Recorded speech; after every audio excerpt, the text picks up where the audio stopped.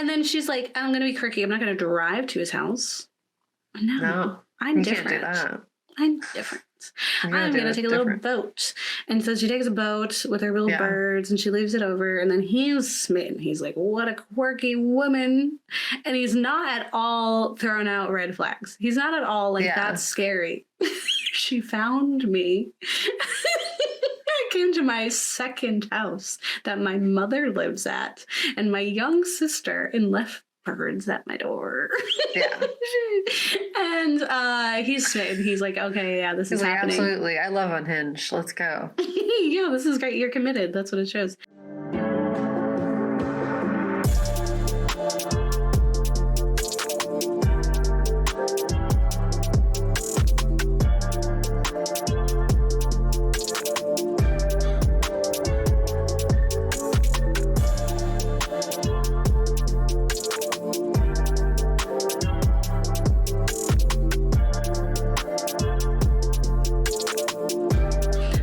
I'm Gabe. Caw! No, I'm Kat.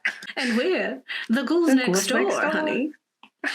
Excellent. I love that. Talking about spooky stuff as we do.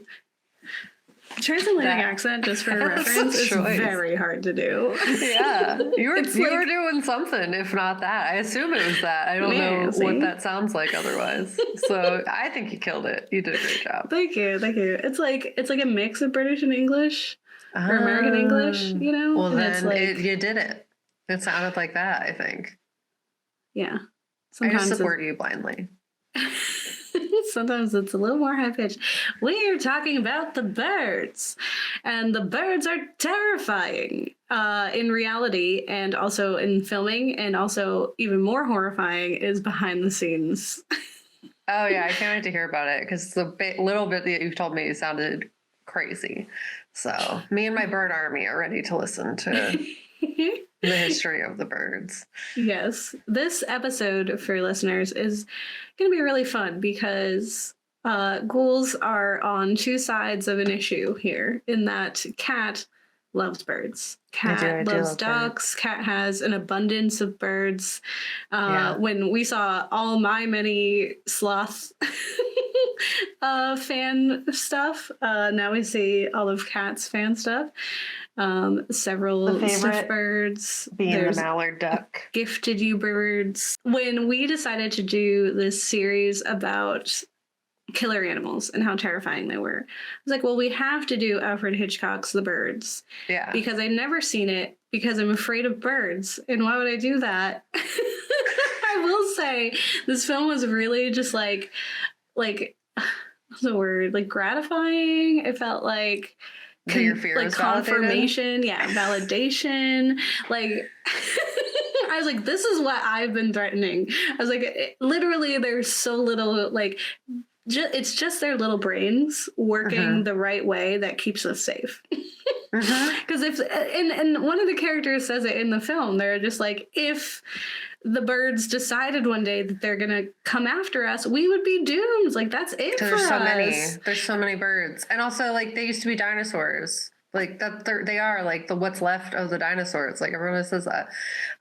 The reason I don't fear birds is because I grew up with them. Like my grandpa had birds, and like one of our activities would be to go feed the chickens or go feed the ducks. So it was always like bird-centered entertainment as a child. And the one story that I have that is justification of like I should be afraid of birds is that he had a rooster that was really mean, and it would chase me around the yard. Like it would literally like. It would see me and it'd be like, what's up? Like, we're going to fight. And it would chase me around the yard. And then there were geese that would do the same thing. But for whatever reason, I just never... Geese are so scary. Confirmed that as a fear. Because he had, like, parakeets and, like, canaries and doves. And they were super cute. They're little babies. I knew someone who had a pet bird, and the bird attacked me. And... Oh, no! That's why you're scared of birds. Trying to pick my eyes out. And... It's crazy because I've been attacked by like dogs too. I've been attacked by people's pet dogs, and I'm not afraid of dogs. Like I respect dogs. I also understand that I can't have a dog that's bigger than me. I do not give off alpha energy when it comes to dogs. Yeah. And they know that. Yeah. But birds, I don't know, that affected me. But okay, first of all, birds have an aerial advantage. Okay? They're up there. They can see everything that we can't see. Okay? Yeah. Some of them, you're right. Some of the really scary ones aren't flying, and they're still really scary. They're very fast. They can be really stupid fast. I'm going to talk about that a little bit. Yeah. Some of them are like, wow, why is that bird so fast? I guess that's like what the Roadrunner's based off of. So. Yeah. They have knives on their feet. They do. Yeah. And a lot of illness. They're just covered in diseases. Full of illness. Yeah. Absolutely. They're so awful. And the birds sense fear on me. And sometimes even just walking through the city, like just yesterday. Pigeons are the cutest. A pigeon, they can be really pretty and they get a bad rap. I totally get it. I hate it when people call them rats with wings. I get it. Also, rats, bad rap, right? Yeah, rats are super smart. It flew at me and I was like, and I was like, you're embarrassing me.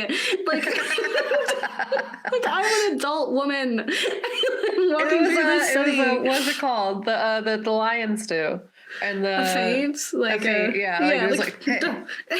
And they win every time. I sense your fear. I'm just making sure you know who's boss. One time I was eating a lobster roll on the Atlantic City boardwalk with my mom, and the seagulls at Atlantic City are ravenous monsters because people just give them whatever. It's a lawless country. I for think a multitude of reasons. Are valid to fear. They're so scary, and they swarmed us. I was going to cry. I was like, "Mommy!" Like never in my life have I ever been like, "Mother, save me!" And it was like, but the birds. I reverted to child right now. Yeah, I need protection in a way I've never in my life needed. Like seagulls, it's valid. It's valid because one, they do fly. Two, they like swoop down and they're really loud. They just scream at you, and it's a lot. It's a lot. From afar. Yeah. The soundtrack of the sea. It's beautiful, right?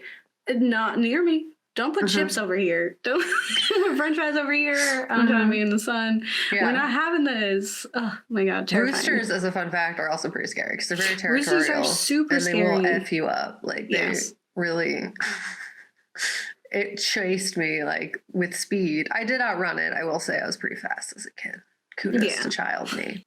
For anyone who's somehow managed to listen to the Ghouls and know that one of my fears is birds. That it is. Okay, and it's valid, I think. They're scary. And this movie, in all of its ambiguity, it has proven we're just one bad lunch away from birds deciding that, they don't care anymore. Climate change is real. They're getting mad. You can't blame them. Okay. That's how I feel about it. Is it happening though? Like you found evidence that the bird apocalypse is upon us, or like you're just trusting that this film like really validated that as the future in your gut? It just as it can. Rise of the birds. It was influenced by a real life event where just a little tummy ache caused all these birds to go a little cuckoo bananas, and now it was scary. So there's also other things, and I'll get into it because, of course, it's film and it's like cinema, right? It's supposed to say more than it is. And so The Birds, the film, we've never covered a Hitchcock film, which is kind of crazy to say, just given the impact that Hitchcock has had on suspense, thriller, horror as a genre. That being said, like, we've never done a Carpenter film either. So, you know, like, we don't often cover some of those, like, quote unquote greats, or the ones, the classics often. And for good reason. You know, I mean, it took us forever to do Rosemary's Baby by Roman Polanski. And when we did, it was with a very specific reason. So I think with this film, we'll find that being a similar take, in that there's a lot going on and there's influences in the film. There's things that are going to come through, and as often with impactful people in the industry, usually men, there are horrifying things that are going on. So we don't always want to cover those things, but I was happy that we watched The Birds. It's something I've wanted to watch and just like never had a good enough reason to. It was really hard to find too. Which is crazy. Maybe it's in the Criterion collection or something, and we just, I don't know. Missed it, yeah. But yeah, I think it's crazy we haven't done like Rear Window or North by Northwest or something. Or Psycho.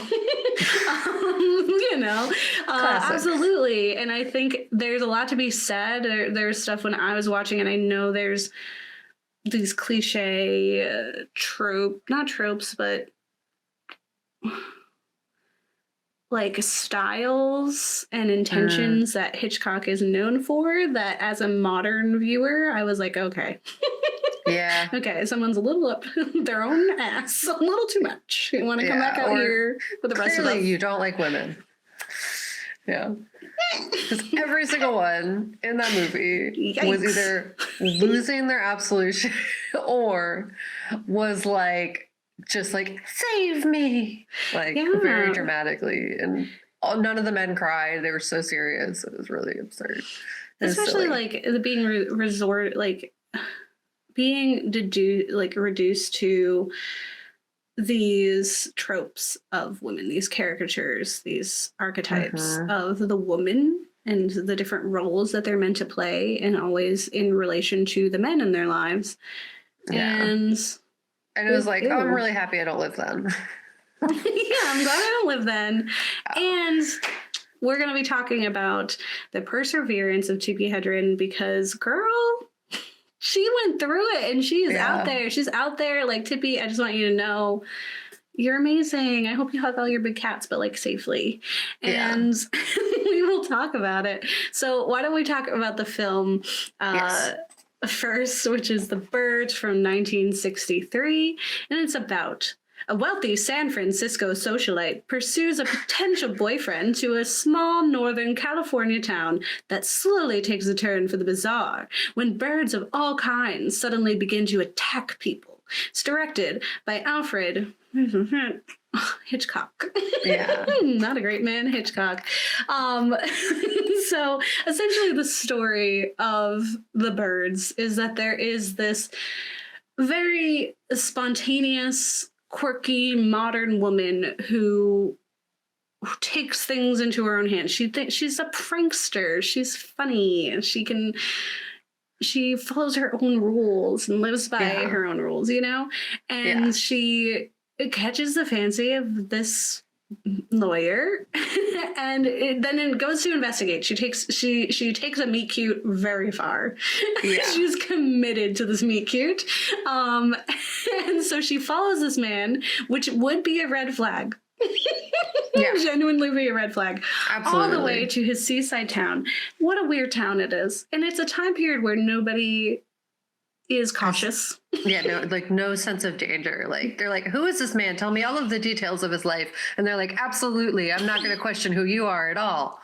What's his sister's name? Oh, I don't remember. Check with her school teacher. Oh, sure. What's her address? Like, it was like really like they had no sense of fear. Like, it makes so much sense that so many movies of that time were like kids getting kidnapped and like, like just very murder happening. But we're so shocked. And it's just because like we left our doors open. What a time that used to, like, I know there's that film I've been meaning to watch called The Invention of Lying. Where that one's funny. Yeah, the premise is like the guy decides he learns what lying is and no one knows. That's what this felt like. It felt to me like they haven't discovered lying yet.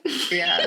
So they haven't encountered a con artist who's like, you didn't get you to ask questions yet. Why are you asking questions? That's so weird. They're like, oh, absolutely, young woman. Here is his address and the school of his child. Yes, you can rent and the details of his entire upbringing. Like, here you go. Is his mother, his father, him, his sister, his address, where his place of work is. I know every single day that he is in his home. It was like a Law and Order SVU episode where they go to like ask questions of the person. I know him. Yeah, I remember him exactly, and what he was wearing, and who he was with, and how many times he went to the bathroom. I know all the details of him. He came in like every day from 8 p.m. to 9:15, and like I forget Cosmopolitan what day of the week it is often. Yeah. How do you remember? Or like who I saw or what I was doing. Where's my phone? I don't know. Are other people here? I don't know. And dude. everyone in this film was, I get it, it's a movie, you know, it's Yeah. scripted, so they know everything. Yeah. But it's just very silly. It's very silly. It is. Like, it starts when she first, so the first time she meets this man, she's in a bird store.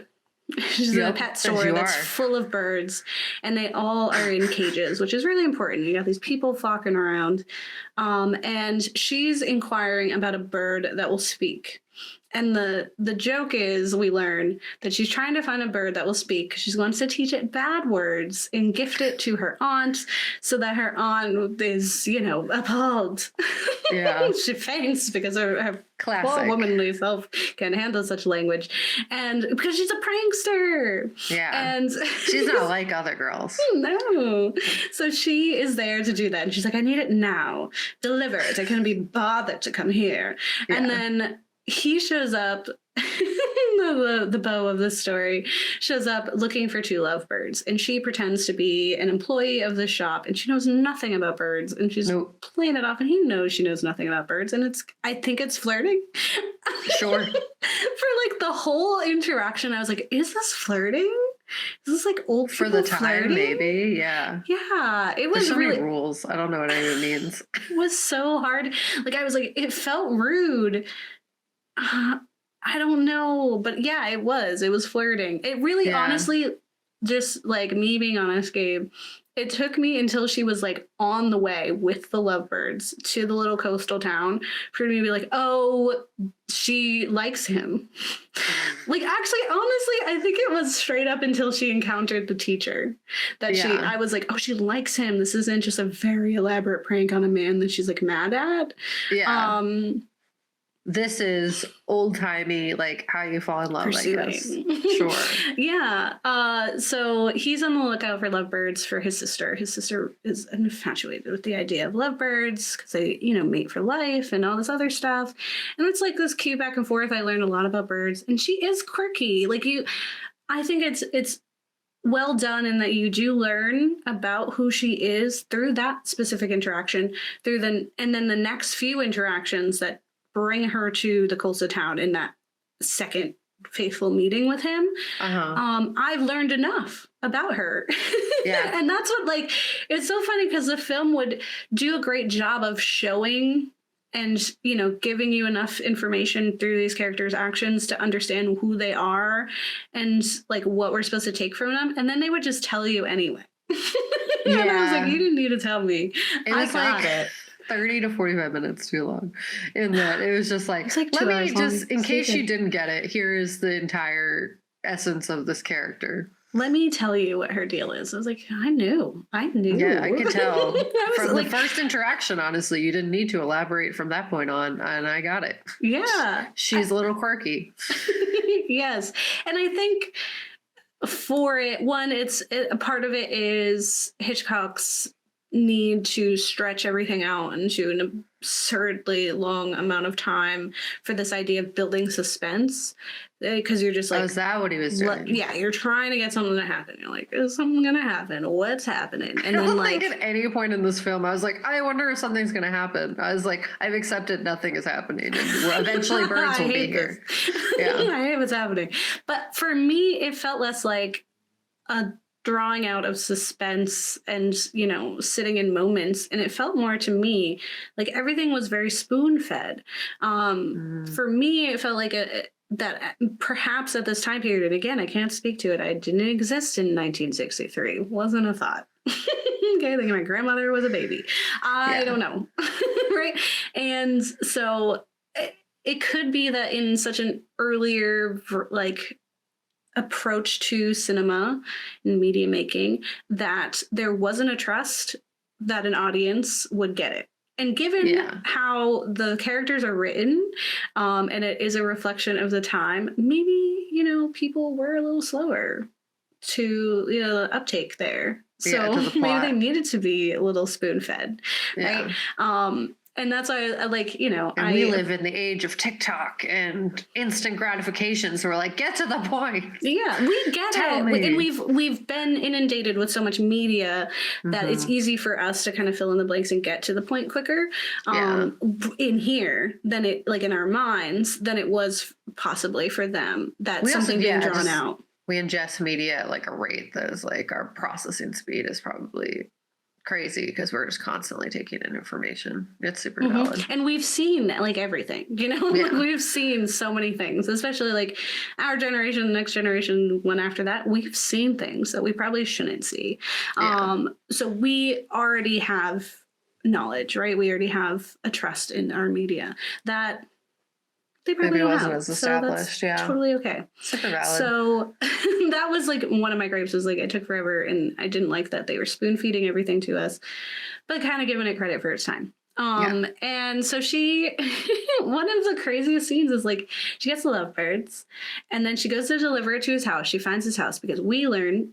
I'm telling you, the first 15 minutes is when you learn everything you ever need to know about her. Her dad is very important. He runs a magazine, and she's a socialite in that way. And so she is able to acquire his address because she is very powerful. Just flat out. And she can do whatever she wants. You know what she makes me think of?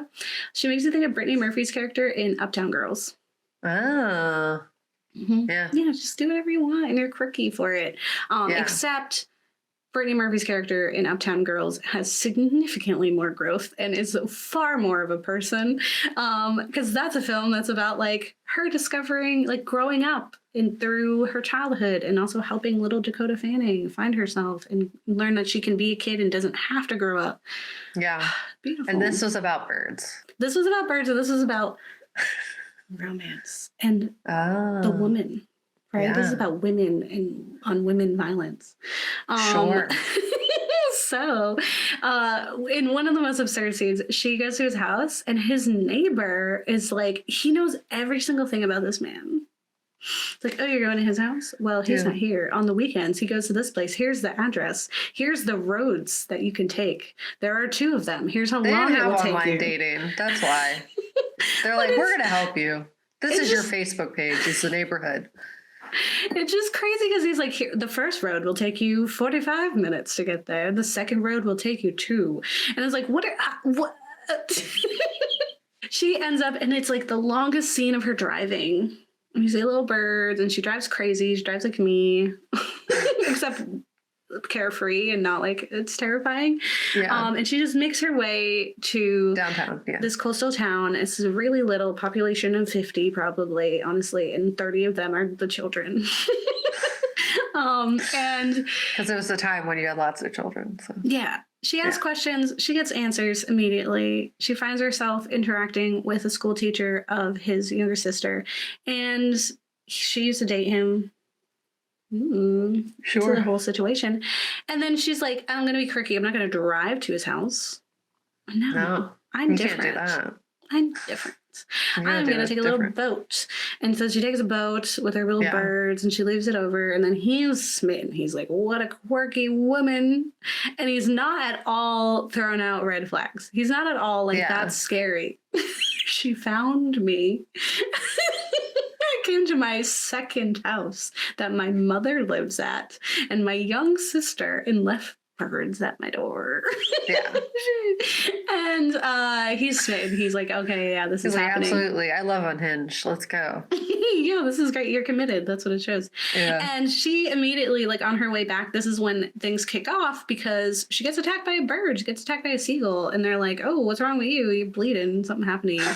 And it starts like slowly, and as her relationship with him is growing and getting a little weird, but growing, the birds start progressively acting up. So there's like an instance where the bird runs into the door. There's an instance where the birds are flocking and kind of coming at people aggressively, all the way until a bird pecks out some man's eyes. Sure does. And I saw a video by The Take, which was super helpful just in getting over some of the things that I was wrapped up in, and in talking more about the themes of the birds and what it could be saying. And one of them was like this discussion of how the school teacher is very quick to be like, it's not an Oedipus complex, but he is very close with his mother, and his mother is very overprotective of him, and like doesn't want him to be with a woman because she can give him what the mom can't. And then I was like grandchildren. I was like, what is the answer? And she said love, and I was like, no, moms can give you love. What is happening? And she was so insistent. Like she was trying so hard to be like, no, it's not gross, it's not weird. It's like, but it is weird. It's a little weird, but he's very like, he calls his mom darling, and he kisses her on the forehead, and not in like a son affectionate way. It is weird. And she's like, I was like, I refuse to believe that these people are significantly far apart in age. She did not seem that old. Yeah, he's a grown man. He looked like a whole like man in his like 40s, maybe 50s. And to be fair, yeah.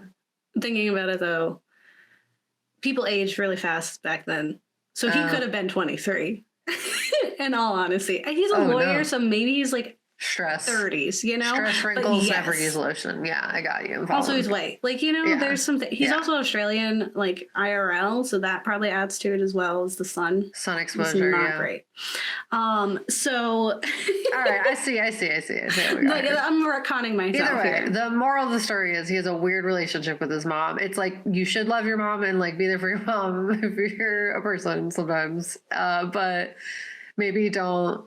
Like not your mom shouldn't interfere with your romantic relationships in such a way. It's weird. Is weird. And on top of that, the take, which has a really great and helpful YouTube video, highly recommend you look it up. They explain that the pecking of the eyes of that man could be connected to the fact that Oedipus, upon realizing that he married his mother, gouged his own eyes out. He stabbed himself in the eyes. Oh, so it's like, hey, remember that? So might be tied up in there. And it's like, what's going on? Essentially, the whole film is just that now, like, their relationship is growing. They're getting closer. She becomes more vulnerable with him, and she admits that she didn't have a mom growing up. Her mom skipped town when she was like 11 and ran off with like a hotel manager in the East. The East Coast. And she's all messed up because of it, and she's wild. Also, the mother doesn't approve because, again, she's a modern woman, and there were rumors and there were photos of her skinny dipping. I think it was skinny dipping. Yeah, scandalous of the time. Yes, and she, Melanie, mentions that it was because of a competitive magazine that was doing that. So slandering her name because she's in association with her father who runs this competitor, right? Yeah. And he's like, oh, but their relationship is growing, question mark. I don't know. All of a sudden they were like in it. And I was like, but all this time birds have been attacking you. Like you haven't done anything. You haven't gone on a date. You've just been tormented by birds. Yeah. They just immediately become trauma bonded, I guess. Like I totally agree. Cause like, I just remember like looking down and then looking up and they were like married and I was like, what is happening? When did this happen? And like I also think I did a bad job watching this movie. You're saying some of this and I'm like, yeah, I was there. No, it's okay. It's sleepy. Saw that. It's sleepy. But they do that weird mouth push thing that old-timey movies did where it was like not really a kiss, or maybe that's how people kiss back then and it's wrong. Glad we learned that that's not the way to do it. You don't just smush your faces together and kind of move around. And I love the mouth push. It's so fun. Actually, K-dramas do it so much, actually. It's actually weird when they do a real kiss. They love a mouth push. It's I don't know, it's classy. So their relationship is progressing, and so are these birds, and it gets really chaotic. We get some really absurd scenes in which, through circumstance, birds set fire to a gas station. People are getting killed left and right. People are having hysterics in this diner, and they're blaming her because she's the outsider. She's a witch or something. Yeah, it's given the mist a little bit at that point. And the school children are attacked, and I will say some of the most hardened school children I've ever seen. And for me, I was like, okay, this is the time period in which these are kids who are actively doing like nuclear bomb drills where they're like hiding under their desk. Like that's going to do anything for a nuclear bomb. So these kids are hardened. So the fact that the teacher comes in and is like, okay, children, we're all going to run for our lives outside. And we're all going to do it really well. We're not going to go crazy right now. When I count to 3, we're just going to bolt. You're going to go to your assigned locations. And then they're like, oh, yeah, cool. Yeah. Yeah, sure. Like, yeah, oh, that's so annoying. But yeah, obviously we're going to do teacher, that. Of course. We shouldn't stay inside. We should definitely run. And then they run to and it's provoke crazy. the birds even. Like you would think that maybe that would make the birds mad. I feel like we should have stayed in the school.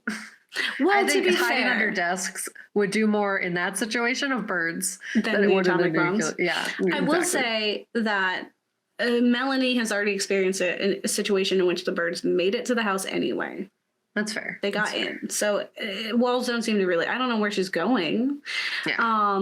Why she's got to rile up the children for it. She was trying to stop them from going, like, I thought she went in to stop them from going out for recess. I thought she was going to be like, don't go outside. All the crows are there. And then she's like, we're running. And then, like, first 3 crows showed up. My husband was like, oh no, it's an attempted murder. It was a good joke. Anyway.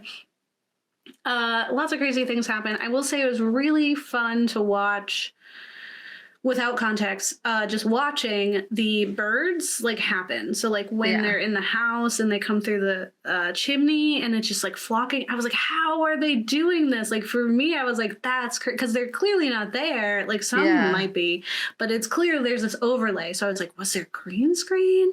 There's like a lot how of did they do that? Yeah. Even when she's on the boat, like I was like, she's not on that boat. I don't believe you. Like something's going on. Like some of the shots look like they were make pretends in that way. When the kids are running and all the birds are, I was like, that has to be something going on. So that was really fascinating for me. Yeah. So just early film theory. Yeah. Yeah, so just some fun facts about the making of the birds. If you are a cinephile like me and you think that's interesting, firstly, the majority of the birds that are in the film are real. They had so many different birds. They gathered them from all over the place. And I remember saying, like, this is before it was like no animals were harmed in the making of this film. So I was like, no, they're just throwing birds. They don't care. They're just throwing birds. Oh no! They just like release birds, and they're literally like, I'll talk about it, but they're literally throwing birds at this actress, with malicious intent. Hitchcock has malicious intent, but they did have, it was estimated of more than $200,000 spent on mechanical birds. But we will find out later in this episode that those mechanical birds weren't always used, even though they were promised to be used, and would have been safer for the actors involved. There were special effects. So what they used, which was called the sodium vapor process, otherwise known as the yellow screen, which will film a subject against the screen with narrow spectrum sodium vapor lights. Don't know what that is. Sounds cool. And then it would shoot 2 separate elements of the footage simultaneously using a beam splitter. Again, another piece of technology I don't know much about. And you would find one reel is regular film stock, and the other would be a film stock with emulsion sensitive, that is sensitive to the sodium vapor thing. So it would be this process that would allow them to manipulate what we're seeing on screen. And it says that it could be compared to blue screen special effects, which was used a lot for like when there was the birds kind of overlaid over what was happening. So especially the trickier scenes were the scene in which they come through the what is that called? Fireplace. When the birds come in and attack through the fireplace. And that's when I was first like, something's going on. And that was a very complicated thing to film and just to composite in that way. And then the other one that was tricky was with all the school children running, and there was just like a swarm of birds and they were all coming at the kids. There were some real birds happening, but a lot of it was that they put like a the overlap of them, they had to like resize them and shape them so they look like they were actually there. Yeah. And so they didn't throw birds at kids. I don't know that for sure. Okay. I won't quote that. They did, but like to make it look as crazy as it was, they weren't using real like birds in that. Like they weren't putting all those birds weren't there doing that stuff. The bulk of the time. What if it was so funny? Like they're just doing stuff and it's like, oh no, the bird stole Susie. The bird just took Susie away. It's crazy. So some of the themes or theories of what the birds, the film, could actually be about, like what it could be trying to say, what Hitchcock might be trying to represent, is the fact that, and this I got from The Take, which I mentioned a few times. The video is called "The Birds, Why Do the Birds Attack?" And they bring up the idea that, first of all, bird, especially at the time, is another word for woman.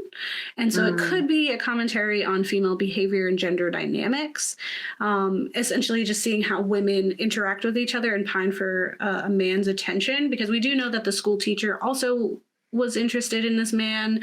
And it's kind of through their... Like it escalates all the way to the point where the school teacher dies. And it's like, oh, look at it. Female on female violence, says Hitchcock. Sure. Like, oh, women are so vicious to each other when they're trying to get a man. It's like, oh. The other one that I think would feels a bit more likely to me is this idea of the birds kind of being the backlash against the modern woman, because Melanie is so much of that.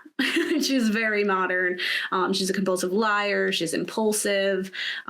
She, does whatever she wants. And she, has that instance where she was skinny dipping, and she clearly has no qualms about just dropping whatever she was up to, which is probably nothing of importance, to pursue her next idea, right? Yeah. And she's also very forward with him, which I guess was also like pretty rare for the time. And like she's like very much like, no red flags, I'm coming for you. I brought you birds. I'm coming up with any excuse to get with you.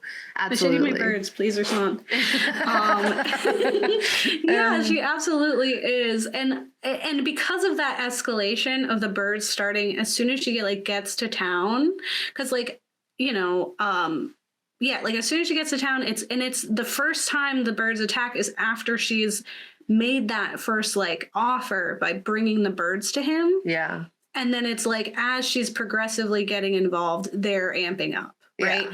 It's clear that the town starts being suspicious of her to the point where they outright blame her for the way that the birds are acting. Yeah. There's also of course, yeah, she somehow... It's her wild woman perfume and pheromones that are setting the birds, making them mad. Yeah. It's also they bring up this idea that in the end and throughout the film, the lovebirds who are caged are the only birds that we see in the film that aren't acting up, right? They don't get affected by whatever's happening outside, and it's probably because they're not eating the same food, but it could be just this idea of like, oh, if you settle down, you get married, and you get caged up, you're gonna be good. You won't go crazy. Yeah, wild women, a single wild woman, gotta hate them, of course. Sexually active and proud. Yeah, but these happy lovebirds that are in a cage together, just so calm and happy and obedient to the government. You have a mom now. Yeah. The government, you communist. There's a red scare happening. Yeah. And then another point is, as we said in the beginning of the film, we have these caged birds, and then we have a bunch of humans walking around free. And at the end, it is the humans that are caged and the birds that are free. Yes. And that's a really fun swap. And it could just be this commentary of us not respecting nature, not caring for nature. That's true.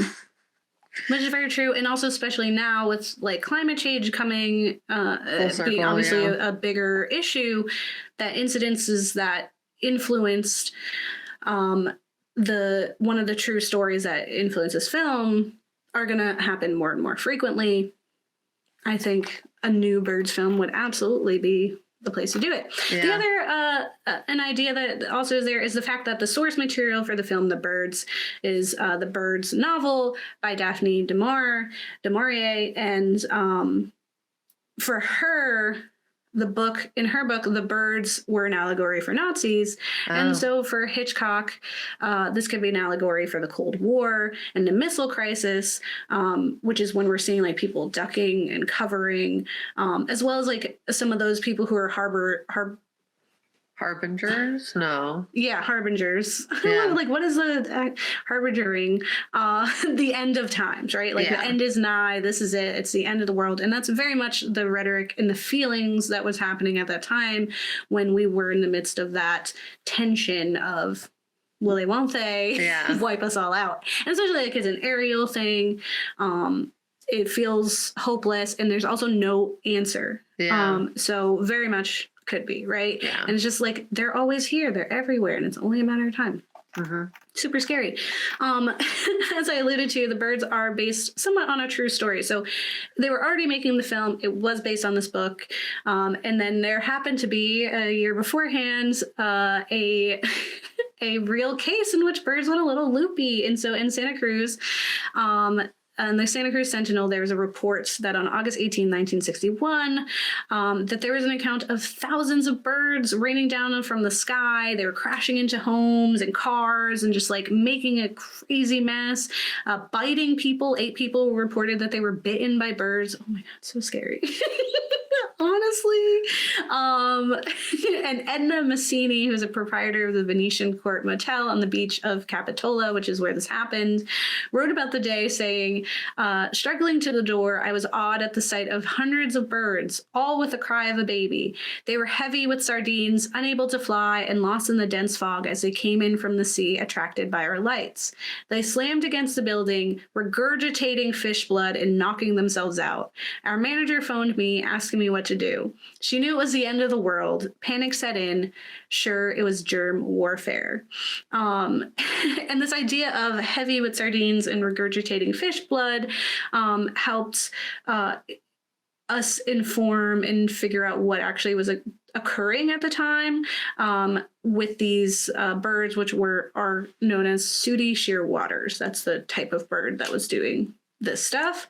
And it seemed like obviously they were more sick than lost, but at the time the prevailing theory was that they were lost in the fog. Okay. The fog disoriented them, and they do flock, and so they try to follow one, and if one bird person going crazy, then we're all going crazy. Yeah. But the fact that they were sick seems like something is wrong. So then many years later, like in recent times, scientists actually found the cause to be domoic acid poisoning. And domoic acid is a neurotoxin that is produced by several species of Pseudonychia, which is a microalgae that flourishes in nutrient-rich warm water and low wind. And so it essentially, this domoic acid infiltrated the food chain by finding its way to plankton, anchovies, other things that would eat those things. And then it found its way to brown pelicans, and then obviously to the sooty shearwaters. And when the neurotoxin passes through the blood, brain barriers in birds and mammals, it can cause confusion, disorientation, seizures, coma, even death. So the fact that they were like vomiting and like gross and kind of just clearly sick is not because they were lost and stuck in the fog. It was because they were poisoned, and that's why they were acting really weird. Yeah, because they fly through fog all the time, right? Isn't that like the whole thing? Yeah, they could like allow they just look at the butt in front of them. Yeah, somebody's gonna know where they're going, just straight. I don't know. But the thing is, like, they do flock, and so they're all going to feed in the same places. They're all going to get infected in the same way, and they're traveling, so they're infecting as they go, which is why we kind of saw them acting a little cuckoo, which is why I was like, it only takes one stomachache for the birds to turn on us. So that's the fun things about the film. But I would be remiss to not mention some of the horrifying things that occurred for the birds, specifically the behind the scenes in which Tippi Hedren in her memoir had admitted to some horrifying things that Alfred Hitchcock subjected her to because she had rebuffed his advances. So he was known for being obsessed with his it girls, typically blondes, that he was like, I'm going to make something out of you, definitely power complex. And so he pursued her. He saw her in a commercial for like a diet drink and was like, she's the one, she's it. Yeah. And she was like, no, I don't want to be with you. And he used his power to do some horrible things and to suppress her career. And she persevered regardless. But according to her memoir, she has made a few claims in which Hitchcock had tried to sexually assault her, where he, tried to push himself on her in a limousine. Times when he would come into her room, he went out of his way to really manipulate where she was and how she was experiencing her time, to be near him. Like, and there was like a quote, I'm definitely misquoting it, but it was essentially like, it is like awful to be the object of someone's desires when you have no interest in that. Yeah. When you don't want to be. And so she, had spurned these advances, didn't want this man. She has no interest in him.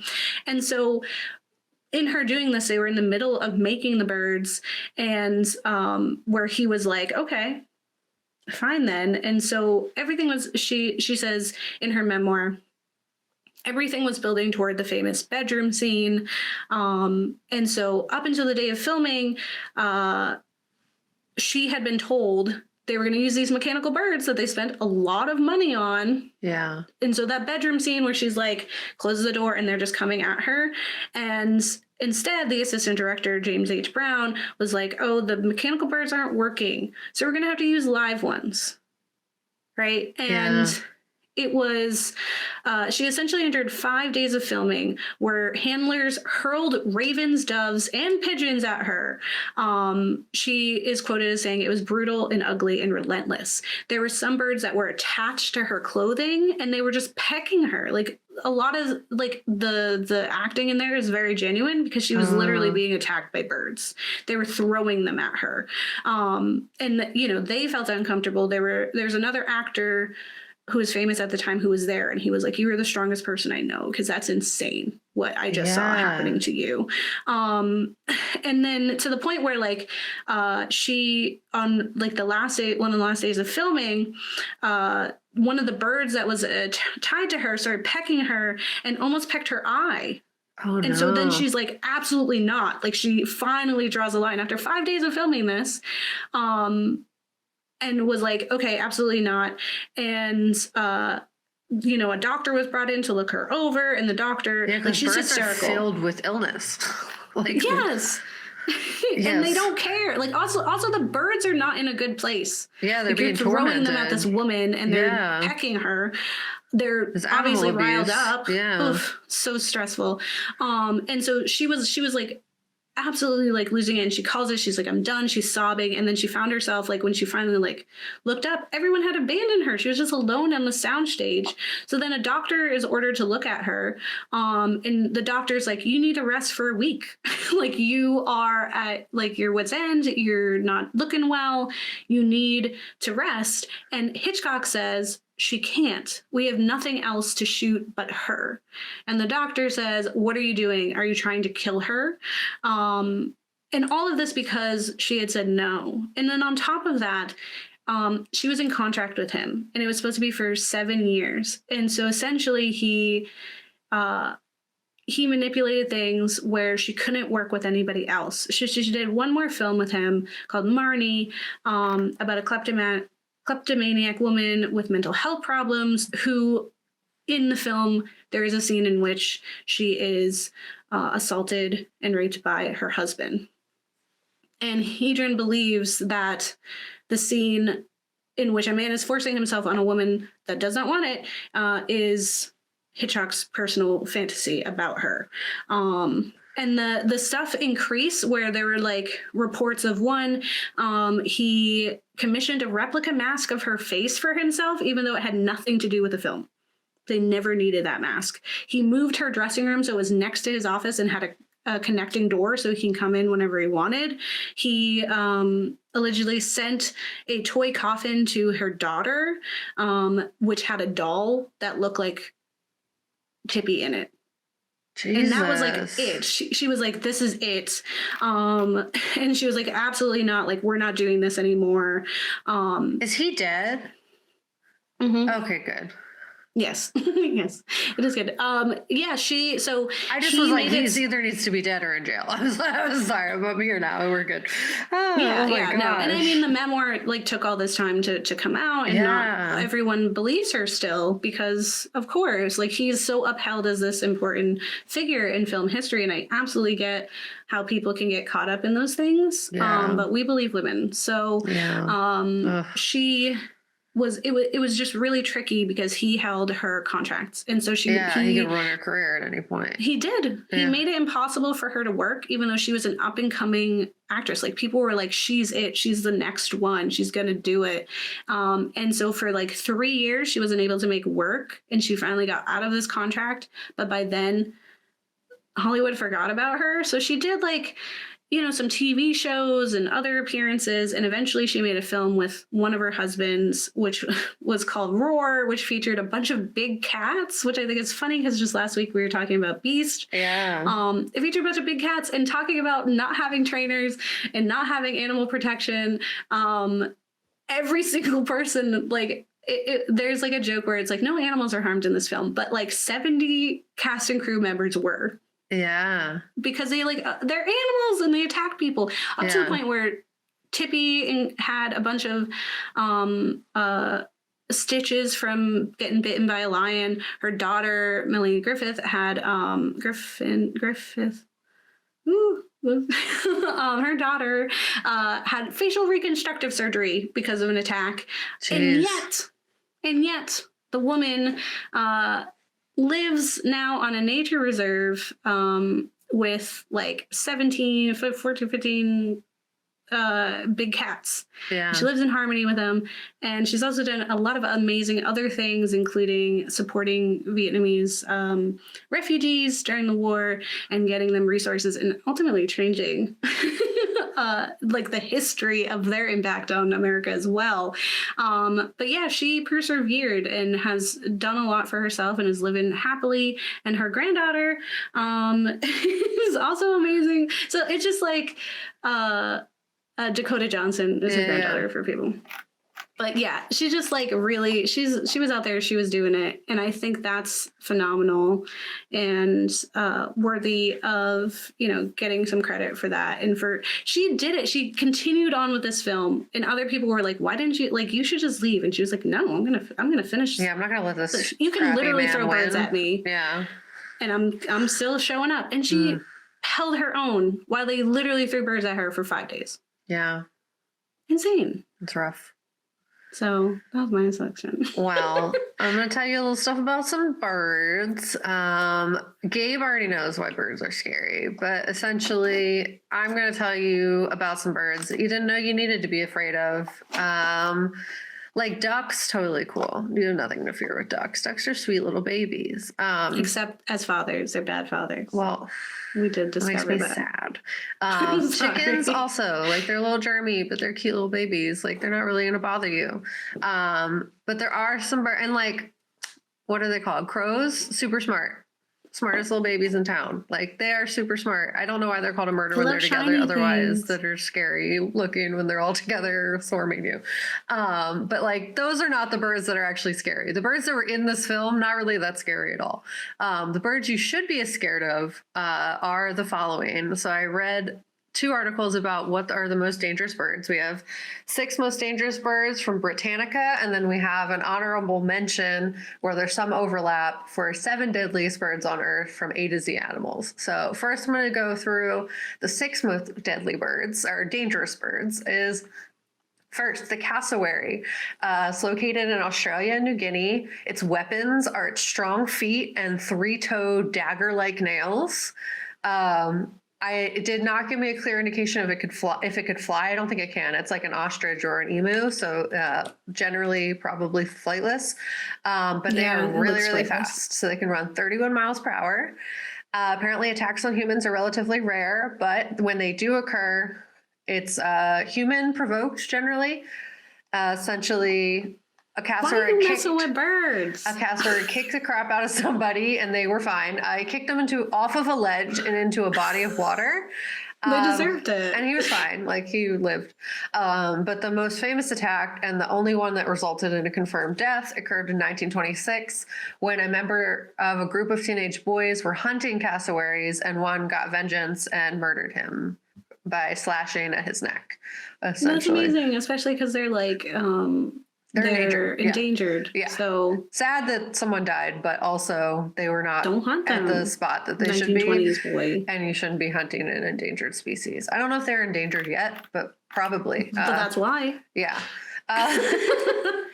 The next bird is ostrich. So we have open country in Africa. One of the locations that ostriches are. They are very large, 9 feet tall, 330 pounds. If that bird sits on you, you could die. 330 pounds? Yeah. Yeah. That's like a wrestler. Yeah, they're big boys. At least that's what this article said. I don't know. Their weapons are their strong legs and 2 toes that have hoofs so they can kick the crap out of you. They cannot fly, but they can run 45 miles per hour at your face. So you cannot escape an ostrich. If it runs at you, you're done. I think there's actually like TikTokers and like influencers that have birds, and the whole thing is that they do try to attack them. That's part of the bit, but I don't know. It's scary. So if cornered, it can deliver dangerous kicks capable of killing lions and other large predators.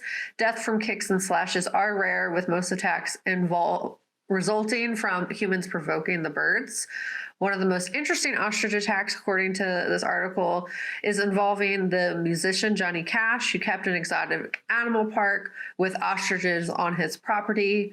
And he encountered an aggressive male ostrich several times during his walks in the woods in 1981. And on one occasion, Cash branded a 6-foot stick and swung it at the bird, who dodged the swipe and slashed at Cash with his foot. So that bird was like, "Ha, you thought," and then got him back. Cash My head is this big, you know? Yeah, right. Cash noted that the blow struck him in the stomach, and if it weren't for his strong belt buckle, he said the ostrich's toe would have cut his abdomen open and killed him.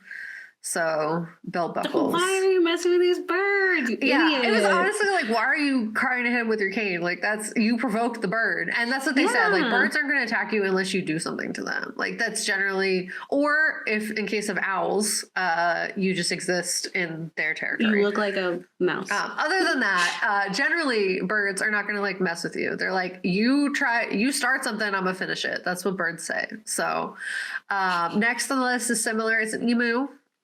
Super fast, 30 miles per hour, survived multiple extermination attempts by settlers. Most of the other emu species have been deemed extinct because humans suck. They're related to cassowaries.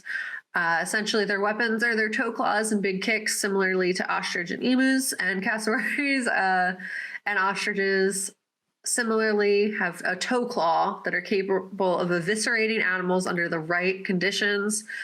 Human fatalities are extremely rare. However, reports of an emu attack resulting in a range of injuries in Australia does happen in a wild animal park, emu farms, and zoos across the world. It is not uncommon, with more than 100 occurring in 2009 alone.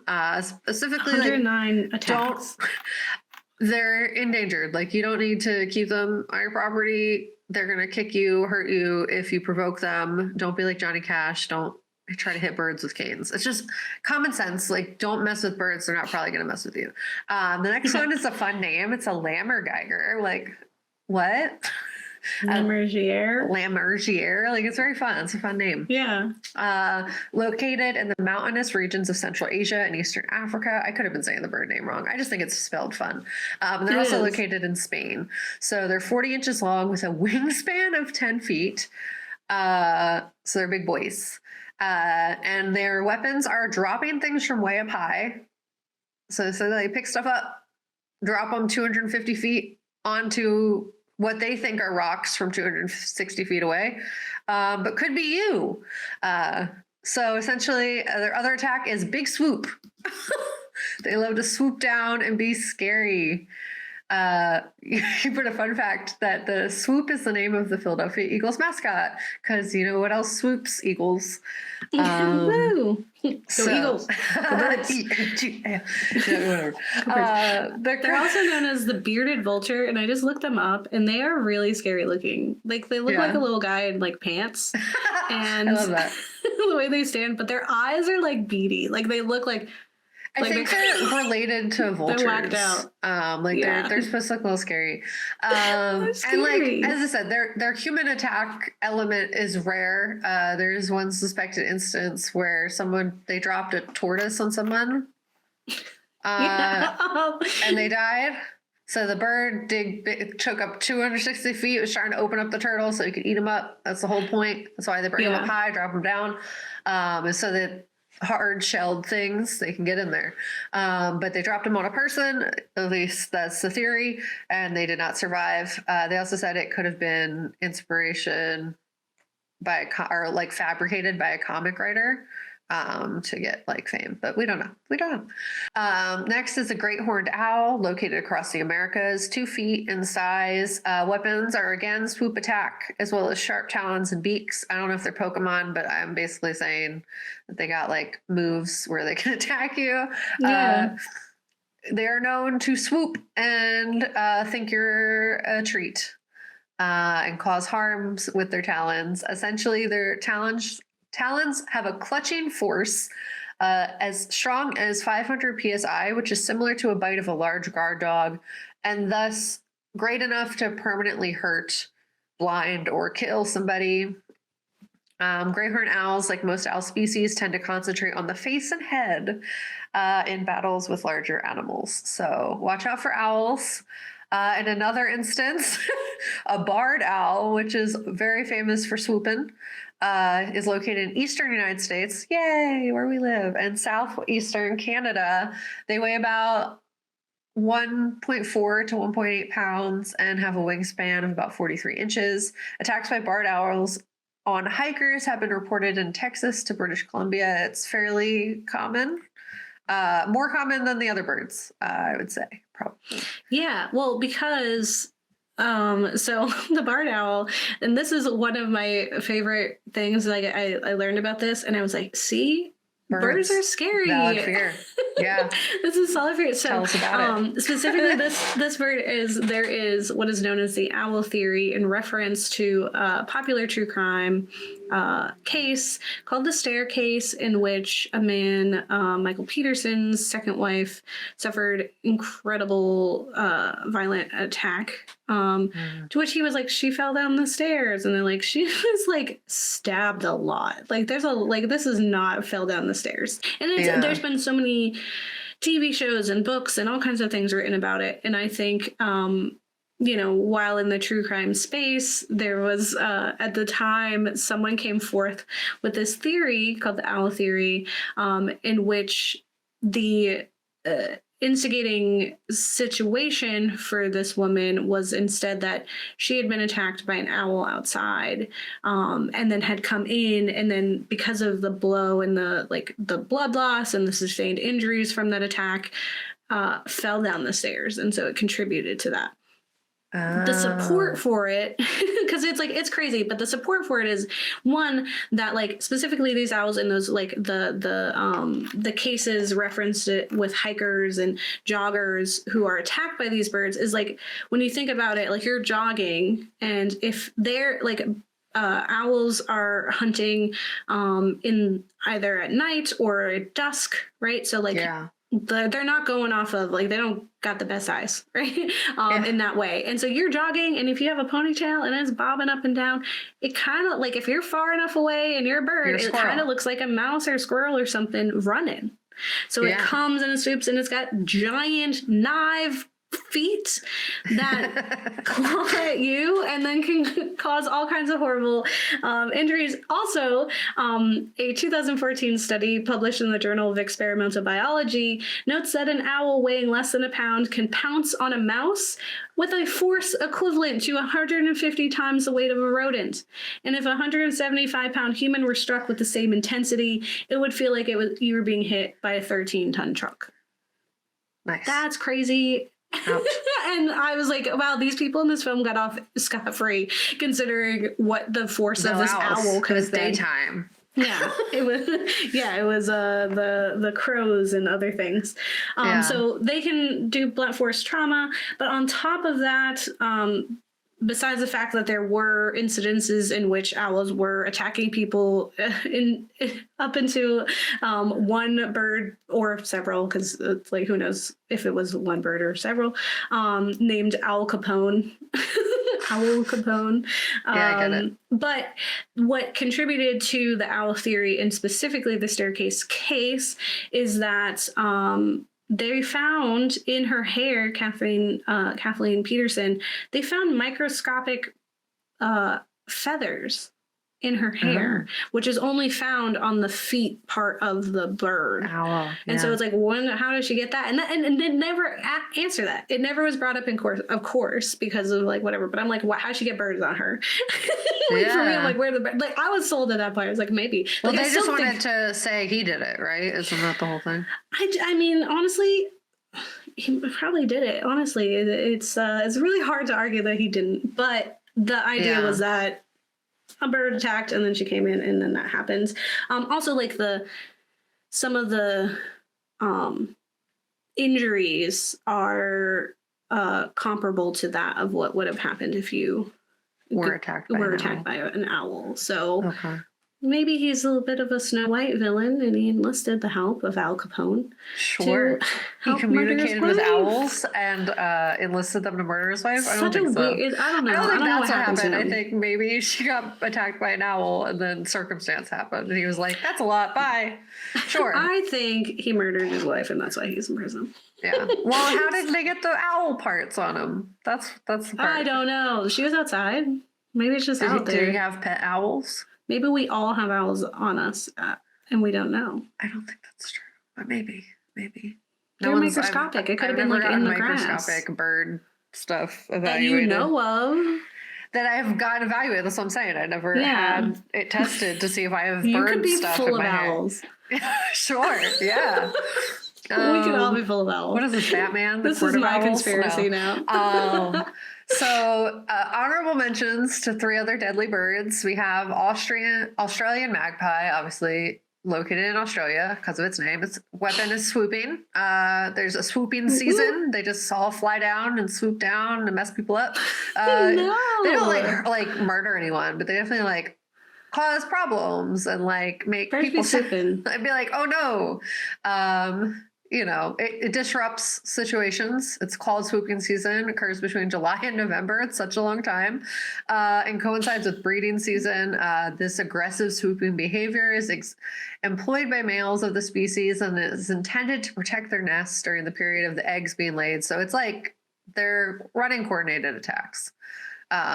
Essentially. And if they decided you're the villain, right? Like they got to protect from you. That's it, bud. That's it. Yeah. And unfortunately, there was an incident where a child was killed by a swooping attack from a magpie in 2021. So 2021. That was like recent. Yesterday. Yeah. No, it's super sad.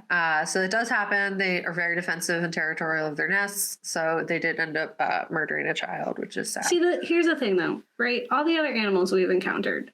Yeah. It's like, don't be there, right? But birds are everywhere. Yeah, you can't run away. You can't really get away. Like especially like, there's a lot of these live in Australia. So unfortunately, Australia's just first of all, just don't go to Australia.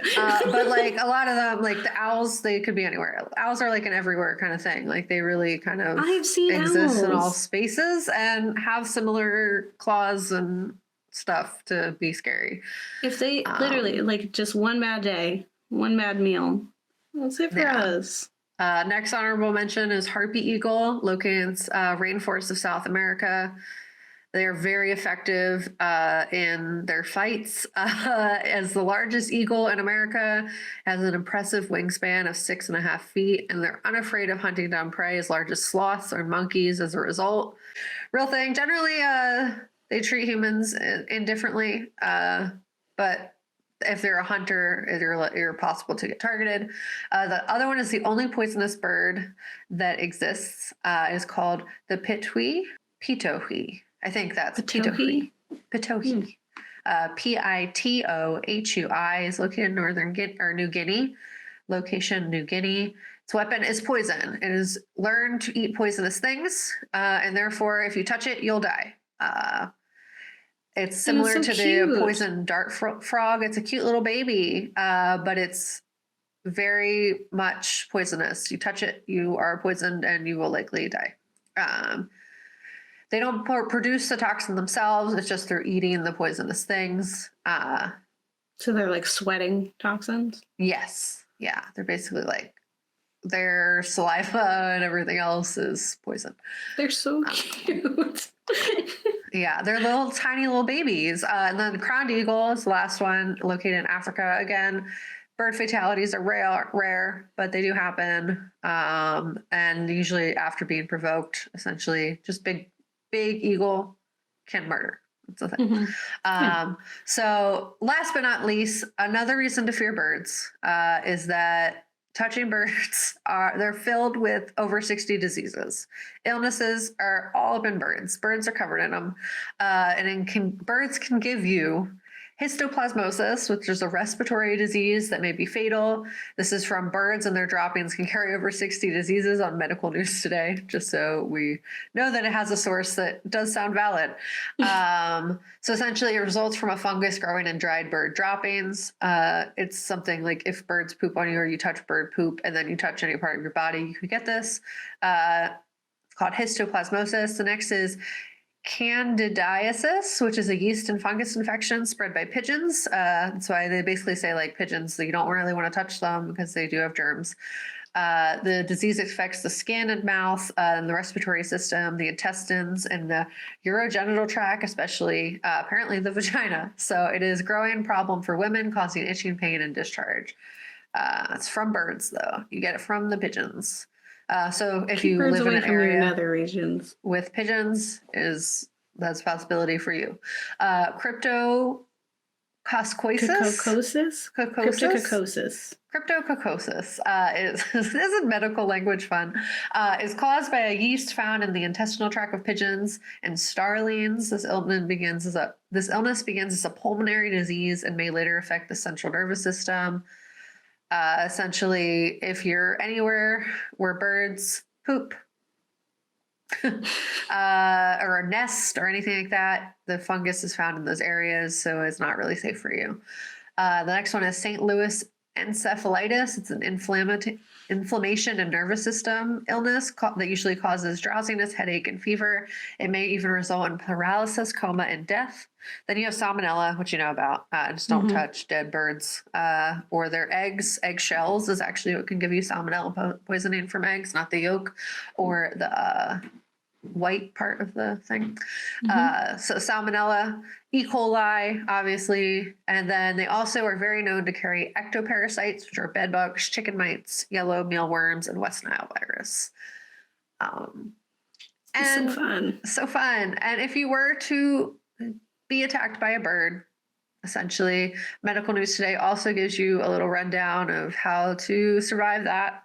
So essentially, is watch out for hovering and clacking to intimidate predators. Many species will hover and clack their beaks before attacking, giving a little like they do that warning. like kind of weird. The they're weird flying over.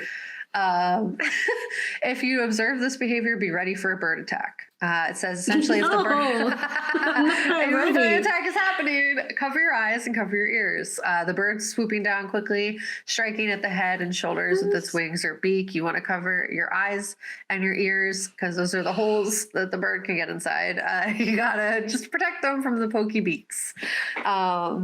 They say I can't even think about my ears. That's so scary. Yes. Get out of there. Yeah, like birds like dig for worms and stuff. They think that could be in your ears. Just like cover them up.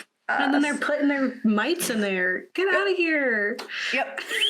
So they say if this does happen, cover your eyes and ears, run for cover away from nesting or foraging areas, run as fast as you can away from the area that the bird is protecting. Many species will attack because you're near their nest, not because they like hate people. Like it's because you're near their stuff that's important to them, their survival, their future. Like they made babies, you're not supposed to be near the babies. Just like you would say for lions or bears, you don't want to go near the cubs. So this is the bird equivalent of that. You can't always help it. You don't know where the birds have their babies because they're tiny little friends. They're tiny little babies. You can't always know where they are. So essentially, running away can prevent the bird from continuing to attack you, because if you leave the area of their nest, they're likely to leave you alone. They're like, okay, cool, you listened. Yeah, they're like, thank you. You did what I asked. It's bird communication. You can't ask the bird what they want, but you can run away from the area that the bird is, and that'll likely solve the problem. Yeah.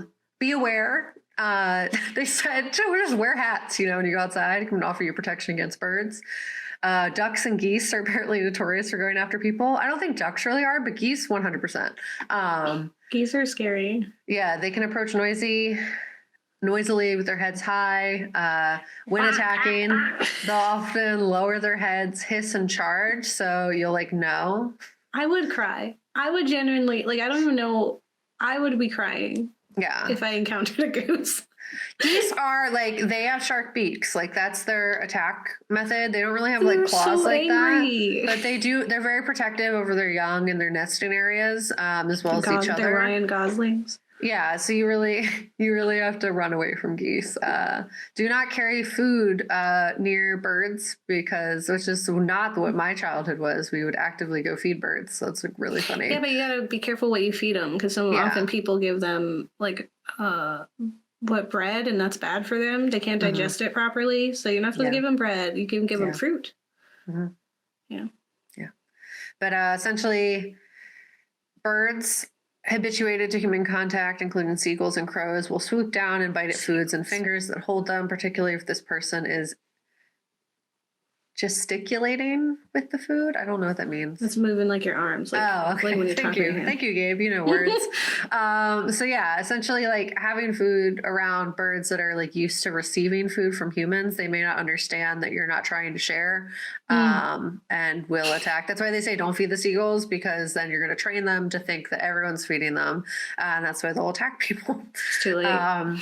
Birds and other wildlife found on golf courses are generally protected by law. Never use a golf club as a weapon against them, is what this article said. I feel like, I mean, humans. Take me away. Humans are going to humans. So, Gabe, when you're never going to be at a golf course, when are you going to go golfing? I hate them. I know, exactly. Same. Bad for the environment. Remember those pigs that violently ate up all the grass? I love it. I would release so great, them. as they fucking should. Excuse my cursing. I love that for them. So yeah, you're not going to be at a golf course anyway, so you're not going to have to deal with this. But essentially, do not assume it is safe to approach a bird's nest. Do not assume that you are safe near birds. And just, be mindful. They're animals just like anyone else. They're old as heck. They're from dinosaurs. You just need to be careful. They outnumber us. They have knives on their feet, an aerial advantage. And the biggest thing for birds, mostly dumb, is that they're germy little babies. You really just don't. Bites and stuff like that from birds, it's just like any other animal bite, is not sanitary. They're filled with things that are not supposed to be in close range with humans. We're not with the immune systems to fight those things very well. So I grew up with birds as pets, so I don't know. I never got sick from bird-specific illnesses, but that's not to say that that doesn't exist, and you got to be careful. And they basically say if you have pet birds, don't leave them alone with kids and stuff like that, because if you don't know that they got bit, it could get infected, because it's likely to, because birds are filled with germs. So I guess they are rats with wings in that way. Yeah, it's just their poop is filled with lots of things that you wouldn't want to have germ-wise in your body. The first of all, the only birds I like are penguins. I love penguins. I also like crows. Crows are lovely. I like away ducks. from me, but I Yeah. love penguins. They're super cute and they're the best. And then my second favorite birds is specifically the bird Apollo that I follow on TikTok, and he says words. Oh, I like Clask. yeah. Mental. Parrots are really funny. Mental. I loved canaries, and I loved what are they called? Finches. Finches. My grandpa had They're finches. pretty. I think, like, if I'm inside and I'm looking at birds, Yeah. I think they're pretty. I don't want to be near them. Yeah. And my grandpa had a dove. He had 2 doves, and they would lay little eggs and Two stuff. turtle doves, No, they're just regular 3 doves. Frenchmen. Yeah, they're just like fancy pigeons, essentially. Like they're basically pigeons, but they're not technically. They're doves. Mhm. All pigeons are technically doves, just like from a They're so different pretty. But side pigeons of are town, really I guess. pretty. I don't know. Yeah, they're super cute. They're I so love pigeons. pretty. I also they're just love filled how with hard. germs. I love how hard male birds go to look so pretty. Yeah. And then, like, the girls are like, whatever, dude. Yeah, cardinals. Oh my god, love You see that cardinals. video of, like, the really pretty bird and he's, like, dancing on the other one? And the other one's like, then why? she's just like, what is going on? It's just like, hey, hey, hey, Yeah. hey. Yeah, birds are vain as heck, especially the boy birds. But yeah, essentially, they're not going to really harm you unless you're really rude to them or you're jogging in a park. Those are the 2 instances. Other Don't than hit the 'em. germs, like leave Respect. them alone. Respect. Wash your hands. Wash your hands. The moral of the story for all of these situations is wash your hands. Don't just touch your face after touching birds. It's like common sense, honestly. Now you know if you didn't. Mhm. If you're around birds, wash your hands. Especially because I'm going to eventually have chickens. That's going to be a thing that we do. And that's going to be really important. Yeah, that's great. Well, that was a nice episode of a lot of things. Yeah. A little glimpse into the old ghouls and having kind of like sections, and had a little media literacy and analysis in there. A little behind We're the getting scenes. back to it. We're getting back to it. The new year. By the new year, we'll have reverted to our former selves at least a little bit. So, Yeah. No, I think it's been really fun learning a lot about animals and just like existence. I will say you will learn so much more in this episode than you will ever learn in the film The Birds. You learn nothing. It tells you nothing. yeah, it does just not ends. at all mimic actual bird behavior. Like they didn't even use the birds that are generally dangerous. Like seagulls, sure, but the rest of them, they don't attack people. Yeah, that lady They're who looked chilling. like my grandmother, she was correct. She Yeah. was right in being like, I never heard that. You're crazy. Yeah, like they And wouldn't then be they were doing like, this. okay, then what's happening? Why is the gas station on fire? I was like, how did they do this? This is so absurd. It's so silly. Yeah. And this monster of a man got to make it and torture a woman with it. What a time. Yeah. And it's also like, I just finished reading The Mist, and there was this like line where they were talking about the main character, his dad, hated when stories would kind of finish in this like ambiguous way where it was like it's up to the viewers to or the readers to interpret what's going on, and he was like, that's lazy. And I was like, I agree. In this instance, you spent all that time being suspenseful and stressful, and like you don't get to be artistic here at the end. Just tell me what's going on. Answer the question. Yeah. Yeah. What is this? Mhm. Okay, oh, she gets a mom now. And it's Oh, 'cause good. she has mommy issues, that Yeah. she's a harlot. Like, what am I? Get out of here. Yeah. So mad. Like, whatever. And the lovebirds are still there. Being domesticated is good. birds. Yeah. Domestication is great. So, like, no, it's not. Anyway, whatever, says me who just got married. I'm doing it different, okay? Yeah. So that concludes this episode of The Birds, and stay tuned for the rest of the year. We'll be talking about other animals that are scary, or maybe not, and we'll probably have arguments about our personal feelings about those animals, and whether or not Look they forward exist to and it. if we should be afraid. Let us know how you feel about the film The Birds, and what your favorite Hitchcock film is. If you feel like the Ghouls should cover other ones, let us know. I'm always interested to hear from people. If you like birds, if you have pet birds, you can send pictures to Kat. I don't want I love them. You can send them to theghouls.nextdoor@gmail.com. And then I'll show them to Gabe, and Gabe will be like, ah, I'm like, oh, why? No, I'll be like, those are not the cute over there. birds. Yeah. Those are cute over there. My husband also loves birds, so I'm trapped between. He constantly threatens me with the idea of getting a birds. pet. That's hilarious. I was like, I'll just watch Apollo on TikTok, and that satisfies any curiosity I had. Glask. Metal. So don't get married. Play with your kids, or the birds will. So. Or a bird will take them. Just take Susie away. Yeah, take Susie. Just take her. Bye, Susie. The birds. That little girl was a very bad actress, and it was enjoyable to me that she was so bad. Yeah, it made it fun. No, thank you. Are they a boy and a girl? The birds, they just wouldn't stop attacking. It was a girl. Stop reading. Okay. Bye. Yeah.